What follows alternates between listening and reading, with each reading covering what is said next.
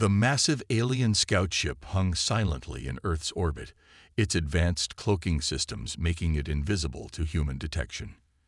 Inside the dimly lit command center, Commander 6427 stood with their forearms crossed, all six eyes fixed on the giant display screen showing various scenes from the planet below.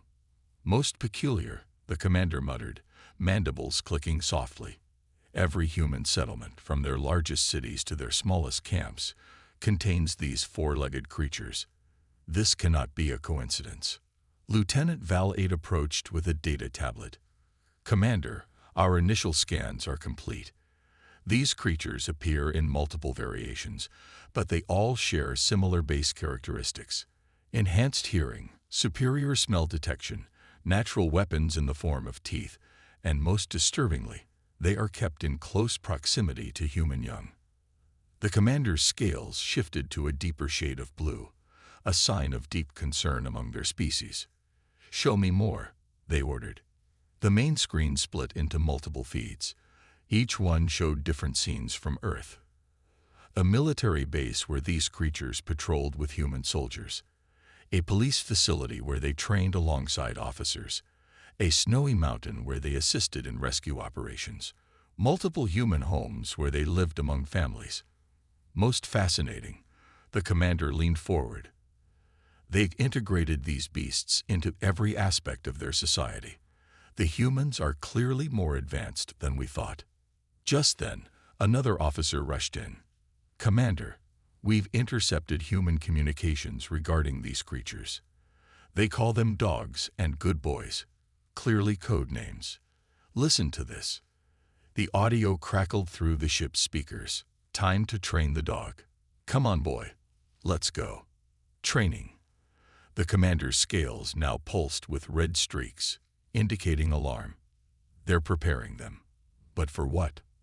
More footage played across the screens. Humans putting these creatures through obstacle courses, teaching them to respond to commands, rewarding them with food after successful tasks. The commander watched as one particularly large specimen easily jumped over a 6-foot wall. "Their physical capabilities are remarkable," Lieutenant Val-8 noted, "and their loyalty to humans appears absolute. We've observed them defending human territories, tracking targets over long distances, and even sacrificing their own safety to protect their human handlers." The commander began pacing, a habit they displayed when processing critical information. Think about it logically. Every major human military installation has them. Their law enforcement units deploy them. Even their civilian populations maintain them in their homes. These aren't just animals. They're living weapons. A junior analyst spoke up from their monitoring station. "Sir, we've also detected these creatures in places called dog parks, obviously training grounds where they practice pack tactics." The commander watched as dozens of these dogs ran, jumped, and played together while their human handlers watched. To any other species, it might have looked like innocent recreation. But Commander 6427 saw something else. A species that had managed to create and control biological weapons that could operate independently yet remain completely loyal. "This changes everything," the commander declared. "We thought humans were simple bipedal creatures with basic technology, but they've managed to develop and integrate an entire species of combat-capable beings into their society. The level of biological engineering this would require." They turned to their command staff, all four arms moving in their species' gesture of utmost seriousness. "Update Central Command immediately. The humans aren't just keeping pets as our initial reports suggested. They've created something far more dangerous, an army of beasts that they've disguised as companions. And most brilliant of all, they'd parade them openly while calling them cute and adorable to hide their true purpose." As if to emphasize the point, the main screen showed a small human child hugging what the commander now recognized as one of the most clever weapons they'd ever encountered, a creature humans called a golden retriever. "Prepare for full surveillance mode," the commander ordered. "We must learn everything about these dogs before they can be unleashed against us." Little did Commander 6427 know, On the planet below, that same dangerous weapon was currently rolling on its back, hoping for belly rubs and dreaming about tennis balls. 3 Earth days had passed since Commander 6427's initial discovery of the Beast program. The alien scout ship's analysis room was now covered wall-to-wall with screens showing different dogs in action. The commander stood in the center, their scales now a mix of worried purple and analytical green. "Show me the latest findings," they ordered. Lieutenant Val 8 stepped forward with today's report. "Sir, our studies have revealed disturbing new details about these dogs. First, observe this footage." The main screen displayed a German Shepherd at a police training facility. The dog easily found hidden objects, jumped through windows, and took down a person wearing protective gear. "As you can see," Val 8 continued, "their sensory capabilities far exceed normal parameters. They can detect objects and substances completely hidden from human sight. Some variations can even smell diseases inside human bodies." Commander 6427's upper eyes widened. "Living medical scanners, too. The humans are more devious than we imagined." Another analyst played footage from a household security camera. It showed a small chihuahua barking fiercely at an intruder who quickly ran away. "Even their smallest versions serve as alert systems," the commander noted. "Brilliant tactical design." But that's not all. "Sir," Lieutenant Valet brought up new footage. "Watch this behavior they call zoomies."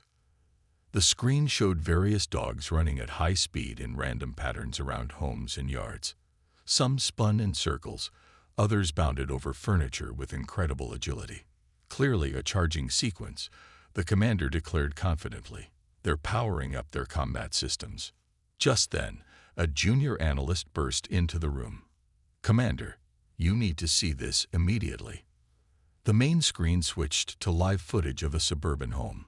Inside, a large black Labrador was lying upside down on a couch, tongue hanging out, making strange snoring noises.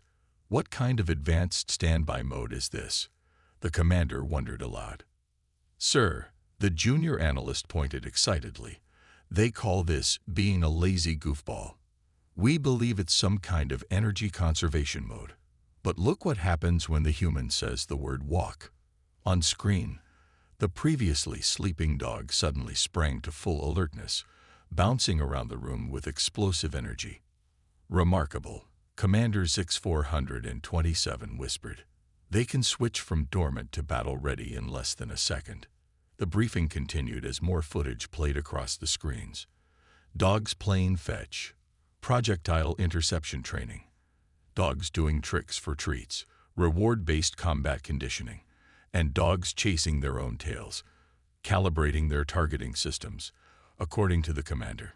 But here's the most concerning discovery. Lieutenant Valet pulled up footage from something called a dog park. They regularly gather in large numbers, practicing pack maneuvers while their human handlers watch.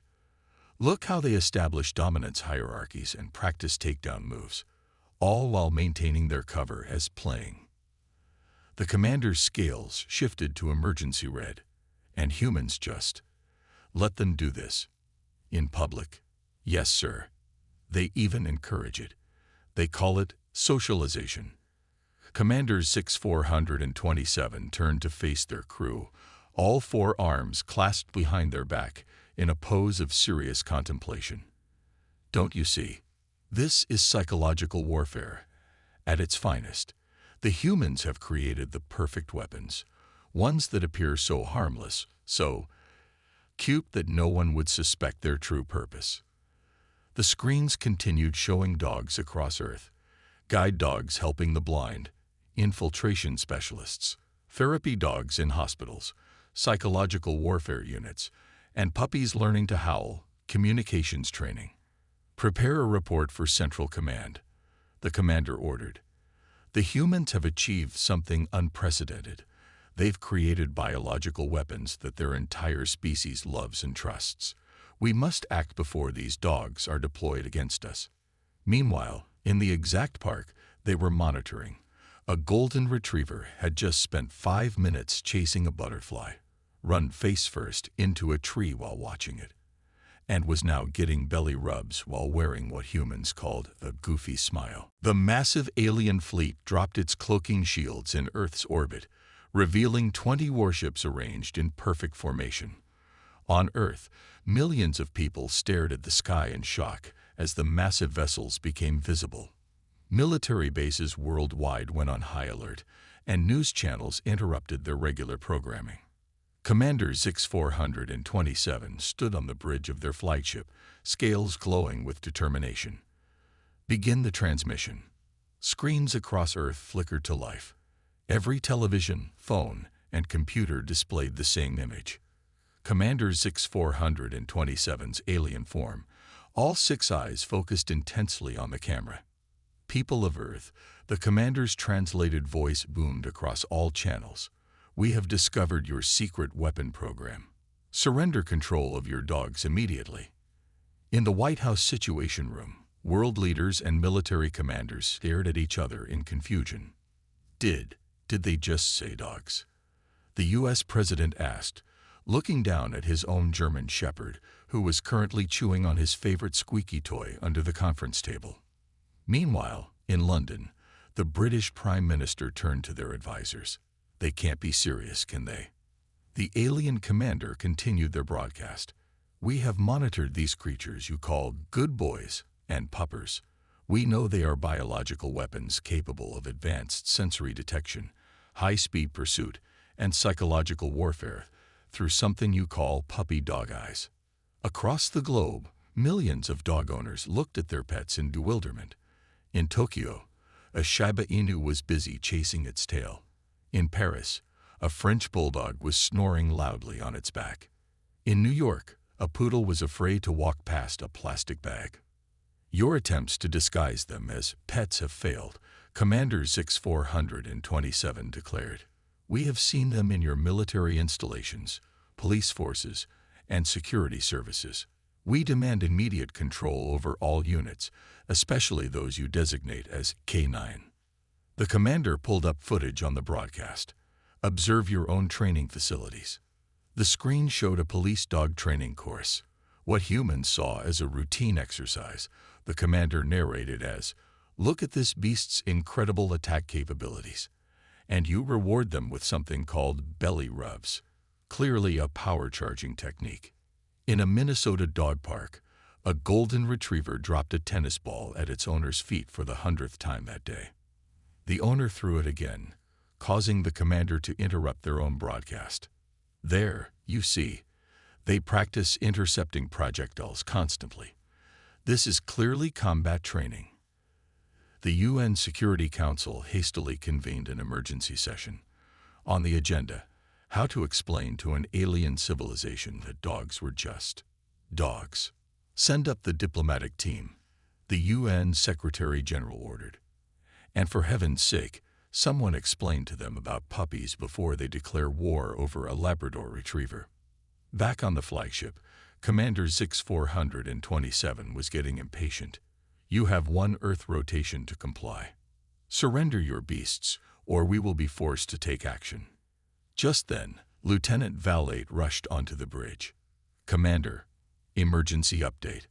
We've detected thousands of these creatures gathering in locations designated as dog shows.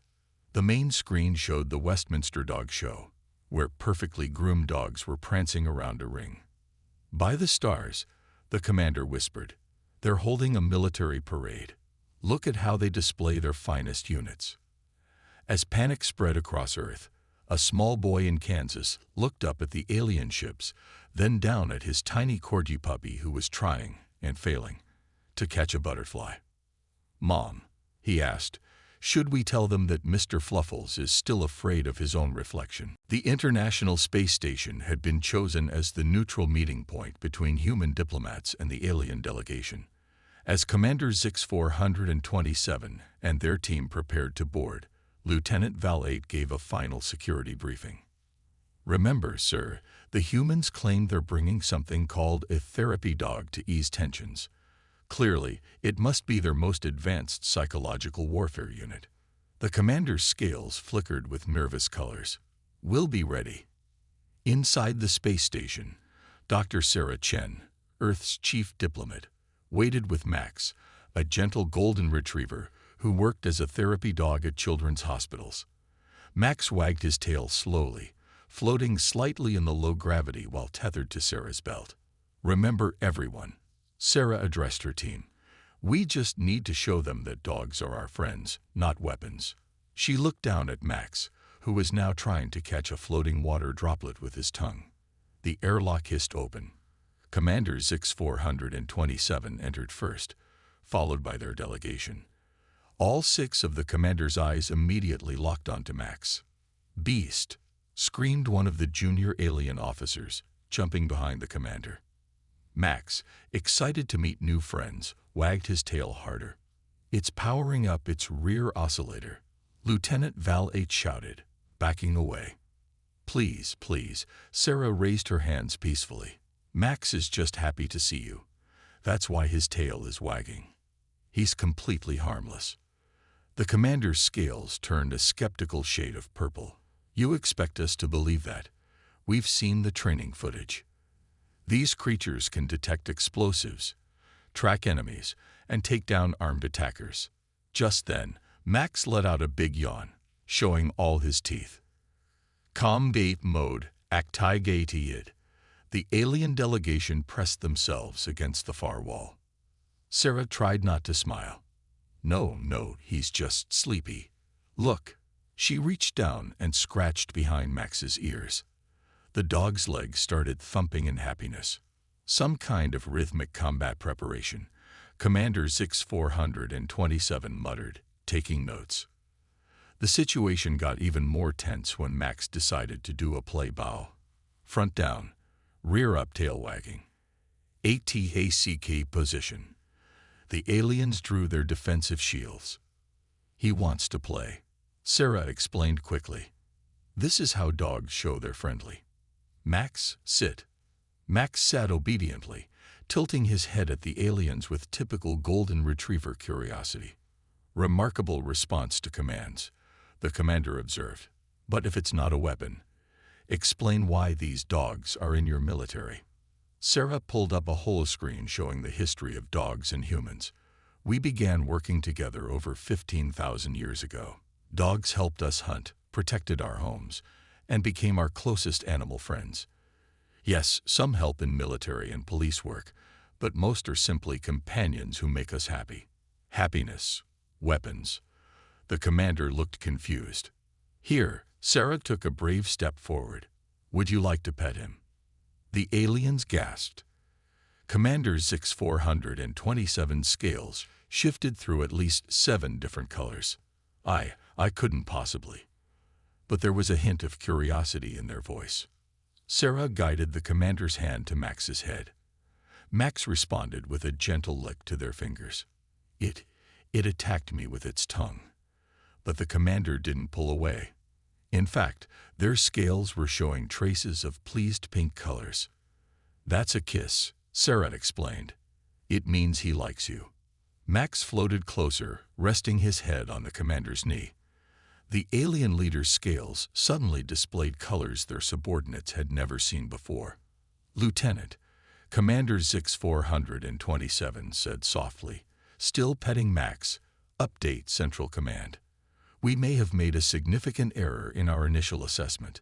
As the diplomatic team began their discussions, Max fell asleep in zero gravity, snoring softly and bringing a smile to every face, human and alien alike. Dr. Zix-8, the youngest alien scientist on the fleet, and coincidentally Commander Zix 427's offspring, sat in the research lab of their ship, surrounded by holographic displays of Earth's history. For the past 48 hours, they hadn't moved from their station, their scales glowing with a bright blue of intense concentration.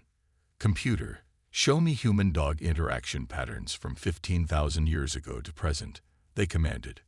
The displays shifted, showing cave paintings, ancient artifacts, and historical documents. Dr. Zix-8's eyes widened as patterns began emerging. "Father," they burst into the commander's quarters, causing all 6 of their parents' eyes to snap open from rest cycle. Father, we've been wrong about everything. Commander 6427's scales flickered with annoyance. Explain yourself. Look at this data. Dr. 68 projected their findings. Humans didn't create dogs as weapons. They evolved together. Early wolves chose to approach human camps, and over thousands of years, they changed. The commander's scales showed skeptical purple. Changed how? Their faces became softer, their tails more expressive, their behavior more social. And humans changed too. Their bodies started producing something called oxytocin when interacting with dogs. They literally evolved to love each other. Lieutenant Valade, who had been quietly monitoring communications, joined the discussion. But what about their military applications? Dr. 68's scales rippled with excitement. That came much later. Humans didn't train dogs for war. They trained them for cooperation. Look.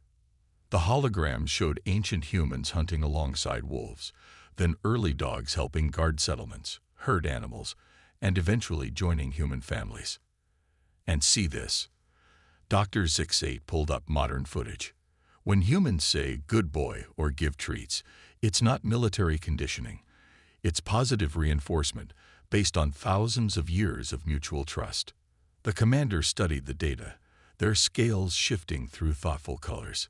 But what about their enhanced capabilities? The smell detection, the tracking. Dogs already had those abilities. Humans simply learned to work with their natural talents. And look at this. They showed footage of a puppy learning to sit. They don't program these behaviors. They teach them through play and friendship. Just then, an alert sounded.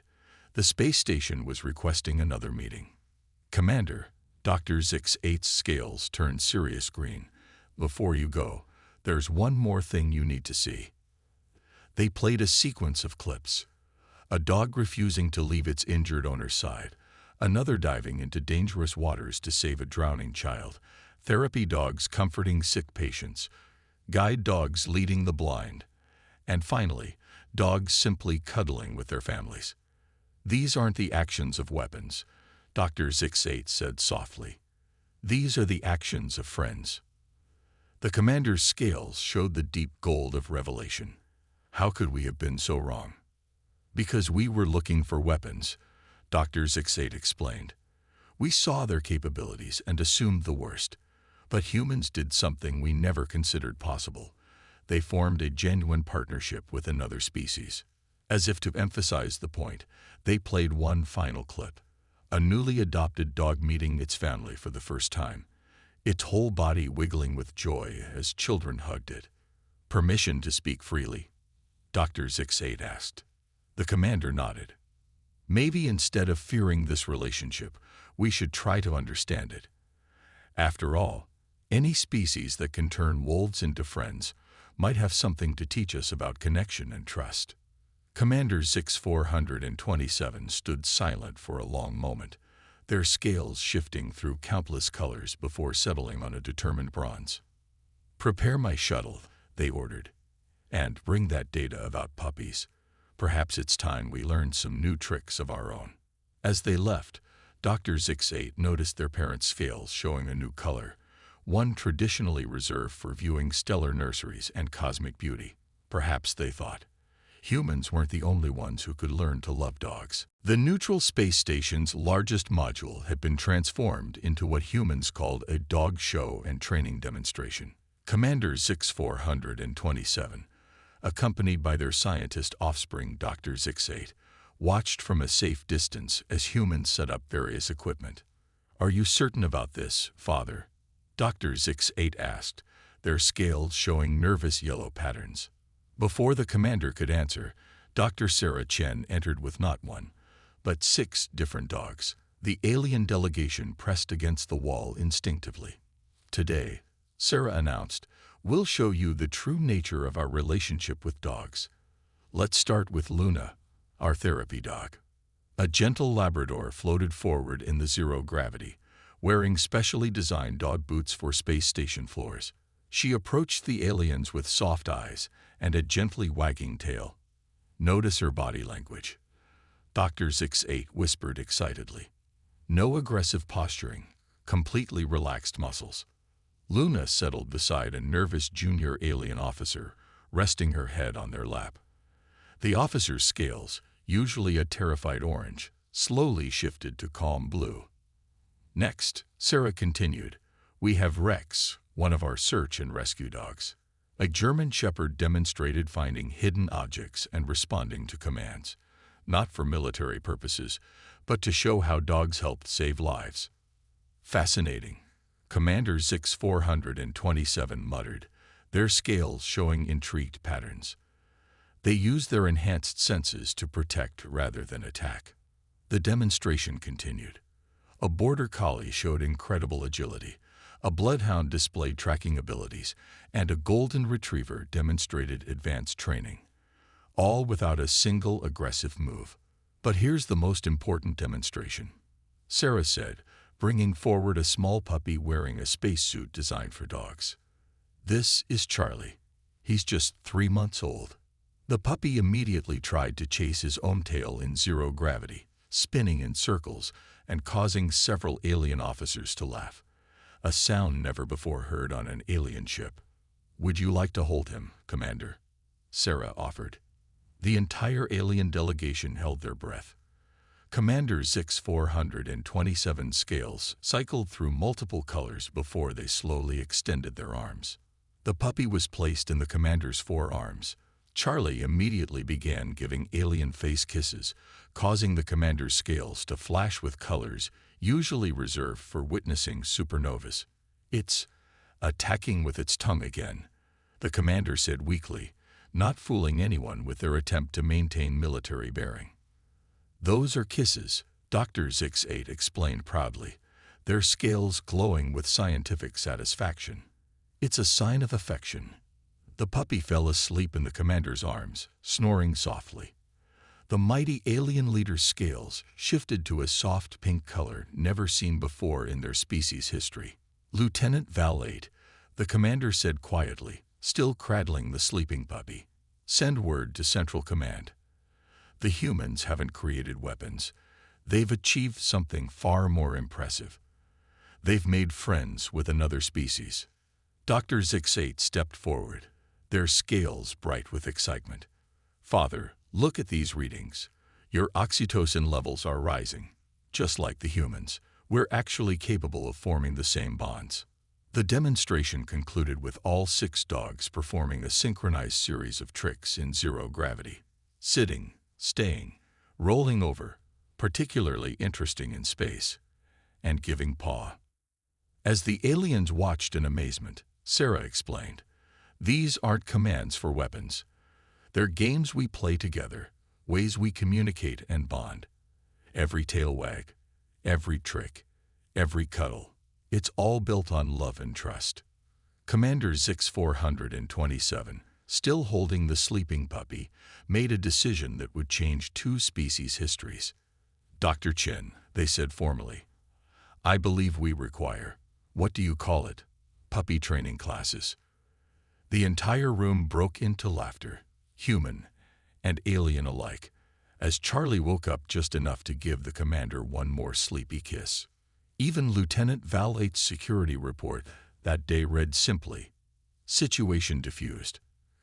Commander compromised by small furry creature, requesting permission to be compromised as well. 5 years later, the Great Hall of the Intergalactic Council buzzed with excitement. Today marked the 5th anniversary of the Earth Alien Dog Partnership Program, and Commander Zix 427 was about to give their address. But first, they had to find their missing pug. Wobbles. They called out, all 6 eyes scanning the room. Where has that little troublemaker gone now?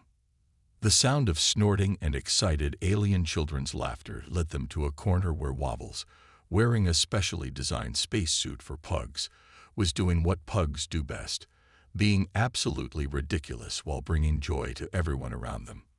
Commander, Lieutenant Val-8 approached, their own border collie floating gracefully beside them. It's time for your speech. The commander nodded, scooping up Wobbles with 2 of their arms, while adjusting their formal robes with the other two.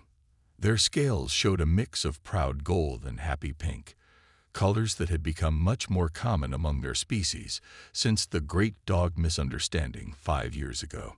The audience included representatives from 20 different alien species, most accompanied by their own adopted Earth dogs.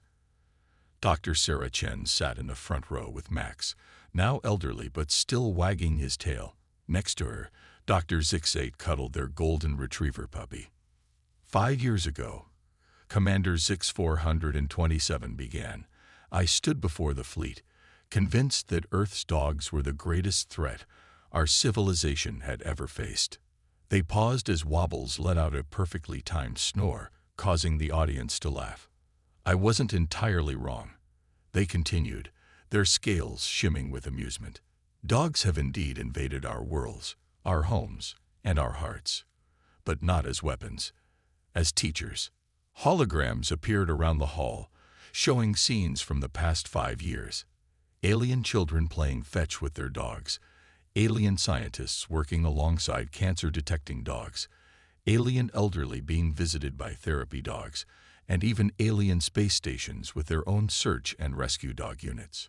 From humans and their dogs, we learned something our advanced civilization had forgotten: the pure joy of companionship across species.